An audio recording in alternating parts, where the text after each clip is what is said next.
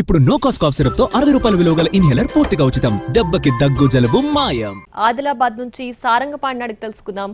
తెలంగాణలో తొలి విడత పంచాయతీ ఎన్నికలకు నేటితో నామినేషన్ గడువు ముగిసింది. మరి దీనికి సంబంధించి పూర్తి డీటెయిల్స్ సారంగపాణి, ప్రస్తుతం అక్కడ నామినేషన్ ప్రక్రియకి సంబంధించి ఏంటి డీటెయిల్స్?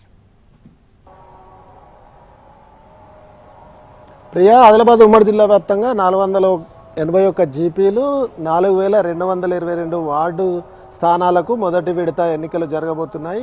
నేటితో నామినేషన్ల పర్వానికి తెరపడింది. నామినేషన్ల గడువు ముగిసిన నేపథ్యంలో ఇప్పటికే వందల సంఖ్యలో ఆయా గ్రామ పంచాయతీలకు సంబంధించి జిల్లాల వారీగా నామినేషన్లు వచ్చినట్టుగా అధికారులు చెప్తున్నారు. మరికొద్ది గంటల్లో పూర్తి స్థాయి వివరాలు వెల్లడించే అవకాశం ఉంది. ముఖ్యంగా చూసుకుంటే ఆదిలాబాద్ ఉమ్మడి జిల్లా వ్యాప్తంగా ఇటు మంచిర్యాల, ఆదిలాబాద్, నిర్మల్, కొమరంభీం జిల్లాలకు సంబంధించి కొన్ని చోట్ల ఇప్పటికే ఏజెన్సీ ప్రాంతాల్లోని గూడాలు, తండాల్లో ఏకగ్రీవ తీర్మానాలు సైతం చేసుకున్నారు. అయితే అధికారులు అది చెల్లదని చెప్పిన నేపథ్యంలో కొన్ని చోట్ల నామినేషన్లు సైతం ఈరోజు పడ్డాయి. ఎందుకంటే అధికారులు అవగాహన సైతం కల్పించారు. ఎందుకంటే ఎన్నికల నియమావళి ప్రకారం ప్రలోభాలు, అదేవిధంగా భయపెట్టడం లాంటివి చేయకూడదు. ముందే హామీలు ఇచ్చి మిగతా వాళ్ళ నామినేషన్ వేయకుండా చూస్తే నేరం అని ప్రచారం చేసిన నేపథ్యంలో చాలా చోట్ల ఇప్పటికీ నామినేషన్లు వేశారు. నేటితో గడువు ముగిసిన నేపథ్యంలో కొన్ని చోట్ల ఒక్కొక్క నామినేషనే వచ్చినట్టుగా తెలుస్తుంది. దానికి సంబంధించి పూర్తిస్థాయి వివరాలు రావాల్సి ఉంది. ముఖ్యంగా చూసుకుంటే ఇది రాజకీయ పార్టీలతో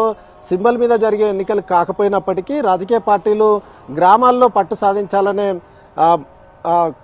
ఏదైతే కృతనిశ్చయంతో ఉన్నారో దానికి సంబంధించి ప్లాన్ సైతం వేసుకున్నారు. గ్రామీణ ప్రాంతాలు, మండల ప్రాంతాలను బేస్ చేసుకొని సమావేశాలు ఏర్పాటు చేయడంతో పాటు తమ పార్టీ బలపరిచిన అభ్యర్థిగా మీరు బరిలో ఉంటారు, ఖర్చులు ఏమైనా ఉంటే మేము చూస్తామని వీళ్ళు హామీ ఇచ్చిన నేపథ్యంలో ఆయా రాజకీయ పార్టీలు అలాంటివి చెప్పిన నేపథ్యంలో గ్రామాల్లో తమ పార్టీ లేదా తమ మద్దతుదారులే ఉండాలనేది చెప్తున్న పరిస్థితి. ఓవరాల్గానైతే మరి కాసేపట్లో నామినేషన్లకు సంబంధించిన పూర్తి వివరాలు వెల్లడయ్యే అవకాశం ఉంది.